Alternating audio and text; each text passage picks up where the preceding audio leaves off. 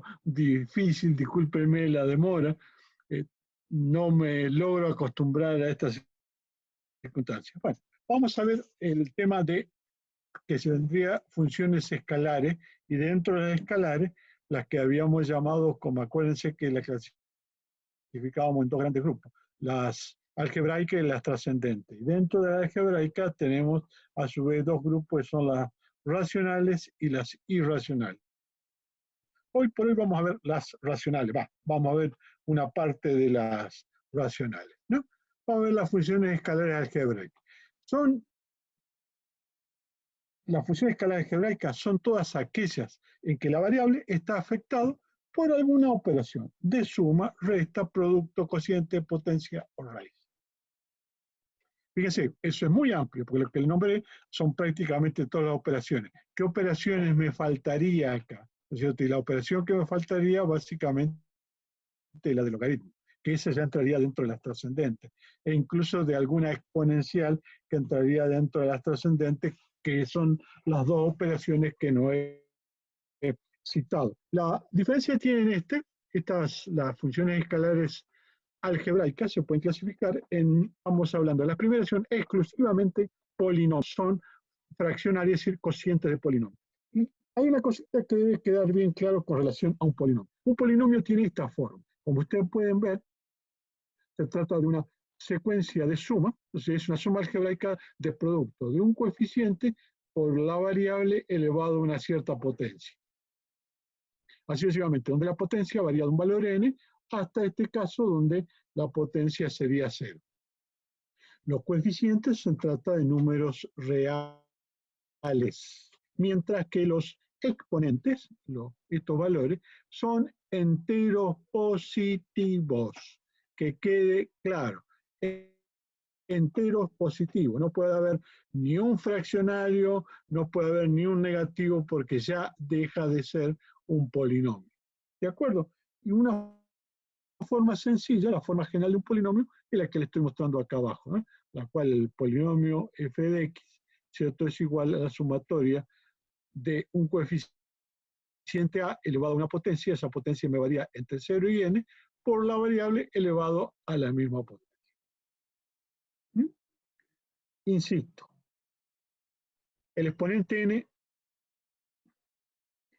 si el exponente, en este caso n, dije en general, debía haber puesto ahí, me he equivocado, es un valor negativo o fraccionario, no es un polinomio. ¿Está claro? Eso que quede, grábenselo a fuego, no es un polinomio. Y los polinomios se clasifican de acuerdo al grado. ¿Cuál es el grado? El exponente mayor.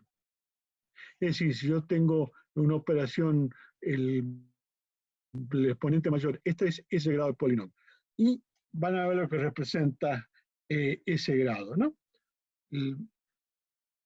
Entonces, hay otro caso especial que se llama, son las potencias de un solo término, ¿no es cierto?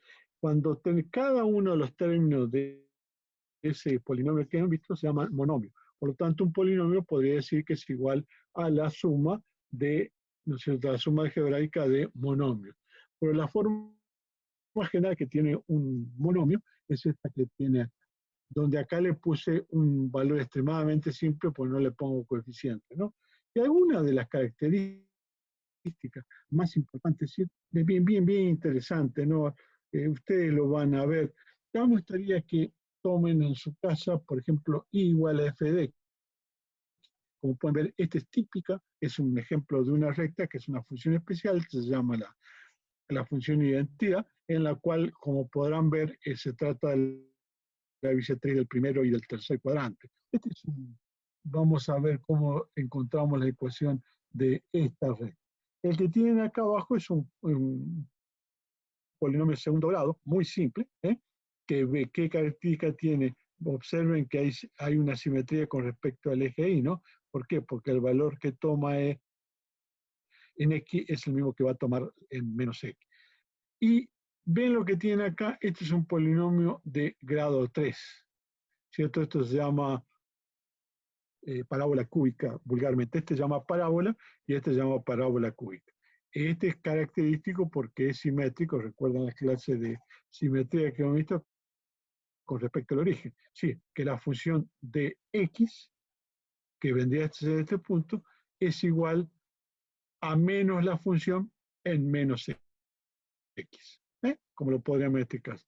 Después tenemos otros que entonces son de potencia más elevada, como esto me gustaría que ustedes lo hicieran, porque pareciera que es recto, pero esto no es recto. Esto es por la cuestión del esquema. Hagan una planilla de Excel, pongan, por ejemplo, x a la cuarta, ¿no es cierto? Y den un numerito tanto positivo como negativo, los mismos números, pero den una enorme cantidad de números y van a ver perfectamente este apartamiento que se da en la base, por decirlo de una forma. También son simétricos. Todo esto de los polinomios en general pares son simétricos con respecto a un eje. No puedo decir, y cuando son, perdón, monomios estoy hablando, ¿no? Estos también son simétricos con respecto al origen. Veamos, empecé a hablar lo que le dije hace un ratito con respecto a la simetría. Acuérdense que cuando era consimétrico con respecto al eje Y, se trataba de una función par, es una función muy particular. ¿Cuál es la condición?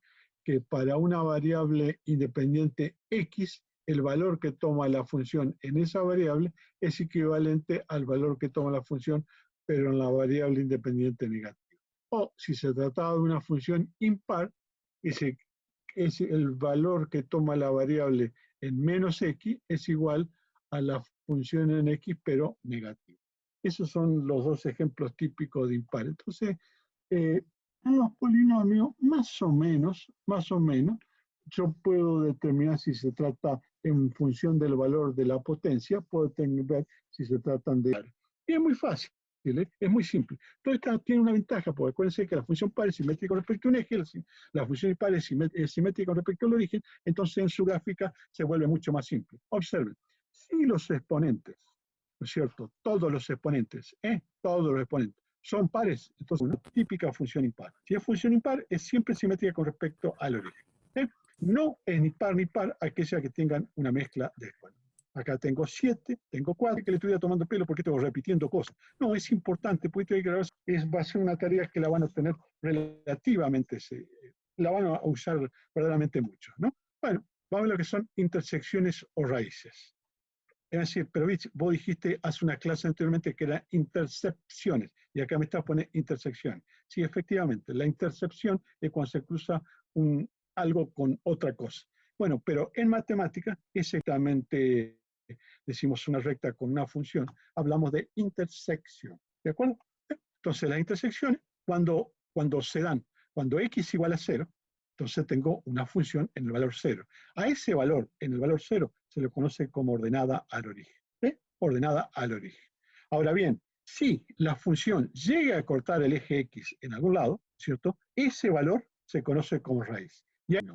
Ahora bien, esas raíces no necesariamente tienen que ser todas distintas, pueden ser iguales, repetidas o directamente múltiples, ¿no? Veamos un ejemplo en este. Tengo esta función, este es un polinomio de tercer grado. De ya yo sé que esta es una función impar, con primera medida. ¿Por qué? Porque los exponentes son todos impares. ¿Qué es lo que tengo acá? ¿Cuántas raíces tengo? Si tengo 3, debo tener al menos 3 raíces. ¿Cómo hago para encontrar esas 3 raíces? Esto es en primer lugar, a lo mejor es acá está el factor común x. Acá está la gráfica de esa función. ¿Sí? Como ven, ¿dónde están las raíces? ¿A dónde corta el eje de las x? Pero veamos olvidémonos de esto y cómo lo podemos sacar analíticamente. ¿Qué tal si yo saco factor común x? Si yo saco factor común, me queda, y lo igual a 0, porque la función dijimos, entonces me queda x multiplicado este paréntesis. Es decir, que si x toma 0, independientemente de cuánto vale el paréntesis, este producto de x por el paréntesis va a ser 0. En consecuencia, 0 es una raíz de este polinomio, del polinomio que estaba ahí arriba. ¿De acuerdo? Que perfectamente lo podemos ver cuando graficamos que es este que está acá. Entonces es un polinomio de segundo grado. ¿Qué es lo que tengo acá? Acá tengo una diferencia de cuadrado.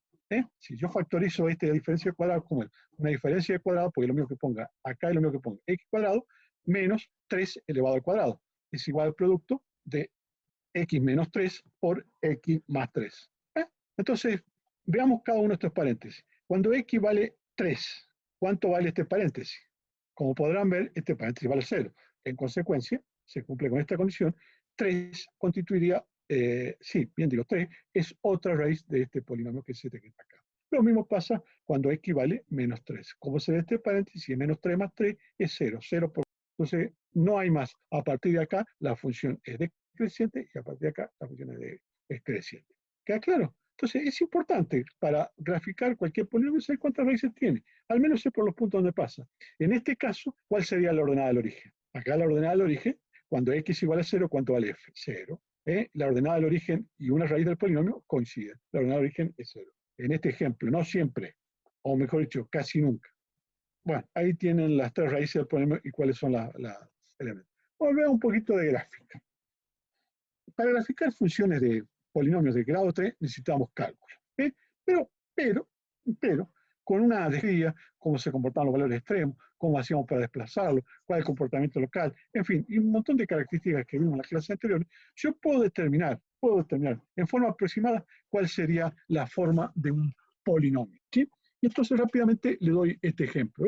Por ejemplo, yo sé que para un valor de x, acá lo pongo en valor absoluto, y si veamos cómo es el extremo, cuando ese valor de x tiende a menos infinito, ¿cómo es la gráfica del polinomio? Y observe, cualquier elevado a infinito me va a dar algo más infinito. Pero por otro lado, no va a dejar de ser parecido directamente a la gráfica de una potencia a la n. Eso es casi seguro. Olvídense de estos términos. Y esto lo vamos a ver de una manera simple con un ejemplo. Acá tengo un polinomio, no puse un no de grado 3. ¿Qué es lo que hago yo acá? Para demostrarles qué es lo que es el anterior. Saco factor común x cuadrado. X cubo. ¿Cómo me queda esta expresión? Ahora me queda de esta forma. ¿Sí? A menos 2 acá adentro. Me he puesto ese 4 dividido x cubo, me queda 4x cuadrado dividido x cubo, me queda 4 sobre x y acá me queda 5 sobre x cubo. Acá va a ver mejor lo que yo decía anteriormente. ¿Qué tal? ¿Cómo se comporta esta forma? 4 sobre x si este es extremadamente grande. ¿Cómo va a ser este sumando? Chiquito. Y cuando más grande sea x, sea más chiquito aún. ¿Cuánto va a ser en este otro caso? En este caso, ¿cierto? Cuando tengo x sea grande. Y va a ser elevado a la tercera potencia, aunque x es consciente de ser muy chico. Por lo tanto, yo puedo despreciar perfectamente bien estos términos. Porque me van a otorgar muy poco peso y por lo tanto me van a dar, lo que va a importar es tal cual como dijimos, cuál es el valor del término donde se encuentra la mayor potencia. ¿Sí? Es lo que he puesto ahí. De esta forma, sí, va a haber una ligera diferencia, pero se va a aproximar más a él. Y esto yo sé cómo se representa. Ya la había visto anteriormente cuando era uno, ¿cierto? Pero más o menos sé cuál va a ser su comportamiento. Entonces, tengo una tablita que me va a indicar los distintos tipos de comportamiento de un polinomio f, que es bien simple para que usted lo vea. Piensen, si se trata de un número, acá tengo el polinomio de manera genérica. Vamos a suponer, cuando estoy hablando del polinomio de grado 3, vamos a suponer que el n de ya tiene que ser un entero para ser un polinomio, y de ya tiene que ser positivo para ser un polinomio, pero que se trata que sea impar.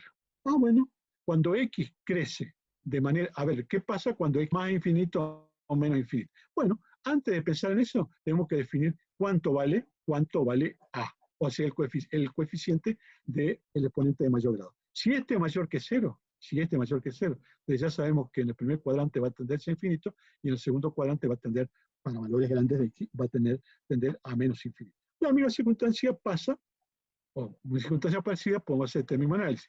Dijimos que el exponente, el grado, ¿no es cierto? El mayor grado, no el mayor, el grado, o sea, el mayor exponente, en el primer caso, ¿no es cierto?, va a tender a, cuando x tiende a menos infinito, y va a tender a más infinito. Y cuando x tiende a más infinito, y va a tender, o el polinomio, o f, va a tender a menos infinito. De la misma forma, o sea que en este caso, cuando se trata de un exponente impar, siempre dijimos que si era impar, no siendo de una función que es simétrica con respecto al origen. Entonces, debe ser caso. Ahora veamos cuando el grado, o sea, el mayor exponente es entero, de ya positivo, de ya porque si no, no es polinomio, pero que es par. Como podrán ver, en el caso particular de que el coeficiente que lo precede o antecede sea mayor que 0, me va a dar siempre positivo, independientemente para x a más infinito o x a menos infinito. Y si el valor es menor que 0, sería el inverso. Y en este caso, la simetría será. Conociendo esta relación, ya me estoy imaginando rápidamente cuál es la forma del polinomio en la cual estoy trabajando. después yo van a tener unos ejercicios en los cuales van a tener que verificar estas cosas. Vamos a ver.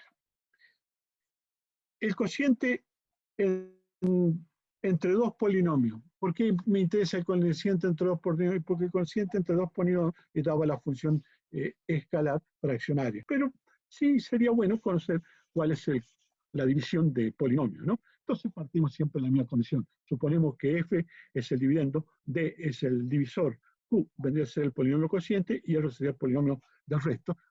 Ahí hay que hacer algunas aclaraciones. ¿Cuándo se puede dar esta circunstancia? Cuando d tiene que ser de grado menor que f, o sea, el divisor tiene que ser un grado menor que f. Y el resto va a ser de un polinomio de grado menor, sí, generalmente de grado menor a lo que sería el cociente. Entonces, yo puedo expresar a esto de una forma. F, que es dividendo sobre el divisor, ¿qué me va a dar? Un cociente, que a su vez, si no es exacta la operación, sería igual a un resto sobre el divisor. O, dicho de otra forma, digo que el polinomio dividendo es igual al divisor por el cociente más el resto. ¿Cómo empiezo? Supóngase, la división es exactamente igual a cuando estoy trabajando con números. No es nada diferente, simplemente que hay que ser un poquito más ordenado y nosotros no hacemos esta expresión. Yo tengo este polinomio, 3x menos 1x cuadrado menos 2x más 6. Y acá quiero dividirlo por x cuadrado más 1. ¿Está bien? ¿Cuál es el dividendo? ¿Cuál es el divisor? Bueno, empiezo acá. Tengo x cuadrado y acá tengo 3x cuadrado. Lo que tengo que eliminar es una parte. Entonces, cuando yo hago 7 dividido 3, digo, bueno, puede ser 2. ¿Y qué es lo que hago? 2 por 3 es 6, ese es 6 y lo resto. ¿No es cierto? Entonces me da un resto 1. Bueno, acá es exactamente igual. Acá coloco, por ejemplo, 3x por x cuadrado. ¿Cuánto me da? X al cubo. Entonces lo resto, pues yo le pongo signo negativo. Después tengo 3x por 1. ¿Cuánto me da? 3x. Claro, pero voy a completar acá, pero lo tengo que restar, entonces por eso le pongo menos. Y lo voy a completar acá sería 0x cuadrado, porque si no, se me va a transponer. Entonces acá tengo menos un x cuadrado, hago la suma algebraica de cada una de estas columnas, 5x, un polinomio de x cuadrado dividido en x cuadrado.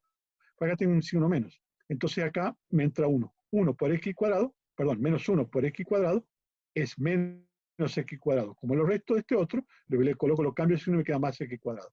1 por 1 es 1, acá sería 1, hago la suma correspondiente y este es el resultado. Hay formas, hay algunos tipos de divisiones, como más adelante vamos a ver cómo sería la regla de Ruffini, pero son cosas que no voy a perder tiempo porque ustedes ya las conocen, al igual que lo que son todos los aspectos de factorización. Simplemente estamos mostrando un ejemplo. De esto, dividido de esto, es igual a esto, perdón, digo que el dividendo es este que está acá, 3x cuadrado menos 1x menos 2x más 6, es igual al cociente, que es 3x menos 1, multiplicado por el divisor, más el resto que es 7, por decir. Y escribo lo mismo que he puesto. ¿Se entiende? Sigamos un poquito con lo que es algunos aspectos. Bueno, ya lo dijimos, que todo polinomio de grado n tiene n raíces, que pueden ser distintas, que pueden ser múltiples, algunas pueden ser iguales. Bueno, las raíces hay de distintos tipos, pero nosotros vamos a hablar, generalmente la denominamos con un valor c. Entonces yo podría escribir o reescribir este polinomio de esta forma. Es decir, que de acá estoy produciendo como un producto de factores lineales. Ya vamos a mostrar por qué, porque esto es x menos c, una variable menos una constante. He multiplicado todo esto por una constante. Ese es decir, lo que he hecho allí es factorizar ese polinomio. Ahora bien, ¿cómo hacemos para encontrar la raíz? Bueno, haciendo lo que es factorización. Cuando son polinomios, fórmula resolvente. Esa que le está mostrando ella, que es más conocida, es imposible, ¿cierto? Y acá tienen la forma general de la ecuación de segundo grado. ¿Hay fórmula resolvente para polinomio cúbico? Sí, hay fórmula resolvente para polinomio cúbico y sí, hay fórmula resolvente para un polinomio de grado 4. Lo que pasa es que son extremadamente complejas su aplicación y su uso es bastante realizar algún tipo de factorización antes que aplicar alguna resolvente. Excepto la de segundo grado, que sí se vuelve muy simple. Veamos algún tipo de funciones. Hay funciones especiales, son algebraicas. De ya le estoy hablando que son algebraicas racionales. Bueno, algunas racionales, otras no. Son funciones algebraicas especiales. La primera, la más común, la función constante, es aquella función para cualquier valor de x toma siempre el mismo valor de f en x. Lógicamente se trata de un polinomio de grado 0, Su dominio son el dominio, o sea, el conjunto de partidas. Son todos los números reales, que están en intervalo menos infinito y más infinito, y la imagen es un único valor. Reitero, se trata de un polinomio de grado 0. Vamos con símbolos. Digo que f se trata de una función constante si, solo si, para todo x que pertenezca al dominio de esa función, existe un valor k que pertenece al número real, de manera tal o tal que la función en x sea ese valor k. Bien, y es igual a f de x. Y igual a f de x es igual a elevado multiplicado por x a la 0. Cualquier cosa se trata y es igual a, es una función constante. Hagamos algún ejemplo. Ahí tiene la gráfica que responde a uno. Para cualquier valor de x que varía entre menos infinito y más infinito, y es 1. O sea que la imagen es única. El dominio es infinito, es el subconjunto de los reales, directamente, no el subconjunto, el conjunto de los números reales, pero el dominio es un solo valor que depende. ¿Está claro? Esto es una función, es una recta paralela recta. Estoy diciendo recta y no sabemos bien de qué, no saben de qué se trata. Pero sí, es una línea que es paralela al eje de la F. Dice, es aquella función que para cualquier valor de x toma el mismo valor x. ¿Cierto? Siempre estamos trabajando en el rango del dominio de menos infinito a más infinito. En este caso, ¿no es cierto? También la imagen es de menos infinito a más infinito, y esta función identidad pasa siempre por el origen de coordenadas. Y divide al primer y al tercer cuadrante en partes iguales. Cuando divido en partes iguales a un cuadrante o a un ángulo, se denomina bisectriz. Si yo lo divido en partes iguales, significa que estamos hablando que pasa a 45 grados, ¿no? Entonces, la función identidad, de manera simbólica, podemos escribirse para todo x que pertenece al real, tal que, ¿no es cierto?, f de x sea igual a x. ¿Cómo se grafica esto? Acá tiene. Esta es la función identidad. Es funciones en las cuales siempre se usa esta función. Son funciones típicas. O una función más complicada, la función valor absoluto. ¿Se acuerdan de qué es valor absoluto? Ya habíamos hablado de qué es valor absoluto. Valor absoluto entendíamos que era una distancia desde la variable hasta el origen en la recta numérica, ¿no es cierto? Entonces, la función valor absoluto es una expresión, contiene una expresión algebraica dentro de los símbolos de valor absoluto. Sí, perdón, vamos, no estoy diciendo claro. Sí, cualquier expresión algebraica en valor absoluto, ¿no es cierto? Y acuérdense lo que le acabo de decir, el valor absoluto de un número y la distancia en el origen de la recta de coordenadas. Fíjense, la función es esta, f de x igual al valor absoluto de x, lo hago simple. Pero acá dentro de esto puede haber un polinomio, lo que a ustedes les guste, pero veamos acá con x. ¿Cuánto vale la función? Es igual a x si x es mayor que 0. Si x igual a 0, la función vale 0. Si x es menor que 0, la función ¿cuánto vale? Menos x. ¿Estamos? Queda claro, ¿no? Veamos el gráfico. Tengo acá una tabla de valores. Con esta tabla de valores era otra forma de representar cualquier función. Tengo menos 2, 1, 0, 1 y 2. Entonces la función valor absoluto, entonces dijimos, si x es menor de 0, ¿cuánto vale y? En valor absoluto sería 2 y así sucesivamente. Si nosotros representamos gráficamente, vemos que esta es una función también simétrica con respecto al eje. Así como está esta, como está. ¿Se ubican? Y es creciente, es siempre positiva para un valor de x que varía entre menos infinito y más infinito. ¿Queda claro? Dije 2. ¿Cuánto vale? 2. Para una variable menos 2. ¿Cuánto vale f? 2. ¿Se entiende? ¿Está claro? Sigamos. Función de proporcionalidad inversa. Ajá. Esta es una función muy típica, ¿no es cierto? ¿Qué es? Yo tengo una variable independiente y una variable dependiente. Digo que son inversamente proporcionales. ¿Qué significa que son inversamente proporcionales? Que cuando crece una, o cuando una aumenta, la otra disminuye en la misma proporción o viceversa. Y la forma con que se relaciona es ese, cuando, por ejemplo, x tiende a 0, f un menos infinito, depende de cómo se ubique. O cuando x tiende a infinito se vuelve muy grande, f como se vuelve más chica, tiende a 0. Y lo hace siempre en la misma proporción. Observen este caso. Esta es la función típica, ¿no es cierto?, de proporcionalidad inversa. A su vez, este caso particular se conoce como hipérbola. 0, como este tiende a más infinito. Cuando, o si estamos en este lugar, cuando x también tiende a 0, pero desde el lado negativo, aquel tiende a menos infinito. Y viceversa, cuando x tiende a infinito, esta puede tender siempre a 0. Esto se llama, se va acercando tanto al eje de x como yo quiera, pero nunca lo llega a tocar. Siempre hay un valor, por más pequeñito que sea, siempre hay un valor. Por más grande que tomo el valor de x, es más pequeño, pero va a existir un valor. Entonces se vuelve asintótica, se dice que la función es una asintótica con respecto a un eje en particular.